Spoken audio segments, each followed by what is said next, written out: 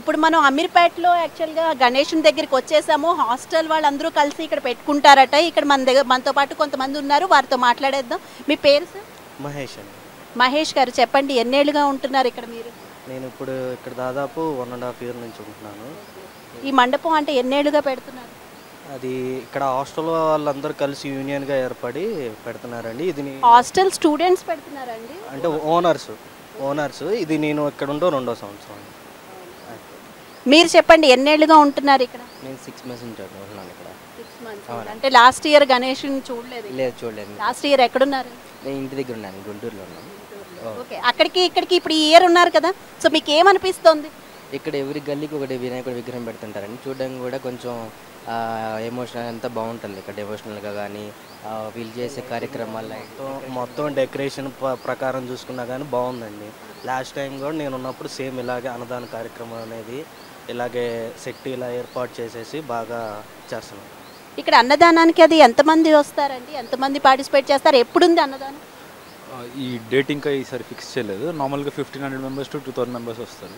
నిమజ్జనం ఎప్పుడు చేస్తారు? 11th డేనా లేకపోతే 5th? ఈ మంత్ 27th 9 days తర్వాత చేస్తారు ఇక్కడ.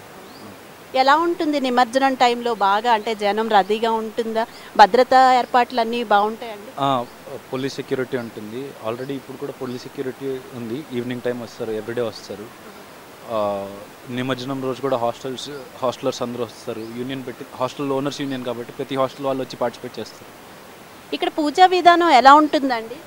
అంటే పొద్దుట సాయంత్రం చేస్తూ ఉంటారా? భక్తులు ఎక్కువ మంది వస్తారు?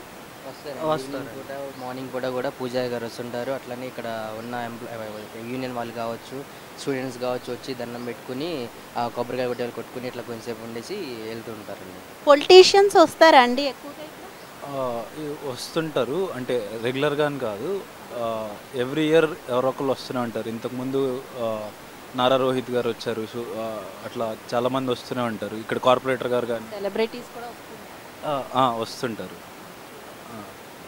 సరే, థ్యాంక్ యూ సో మచ్ అండి. మీ పెళ్లి రోజు, పుట్టినరోజులు, మరే ఇతర శుభ కార్యక్రమాలకైనా మీ బంధువులకు, శ్రేయోభిలాషులకు శుభాకాంక్షలు చెప్పాలనుకుంటున్నారా?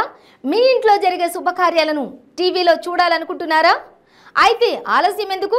95 న్యూస్ అందిస్తుంది మీకు ఆ అద్భుతమైన అవకాశం. ఆలస్యం ఎందుకు? స్క్రీన్ పై కనిపించే ఈ నంబర్కు వెంటనే డయల్ చేయండి. మీరు చెప్పే శుభాకాంక్షలు ప్రత్యక్ష ప్రసారంలో చూడండి. మీరు డయల్ చేయవలసిన నంబర్ 9912696750.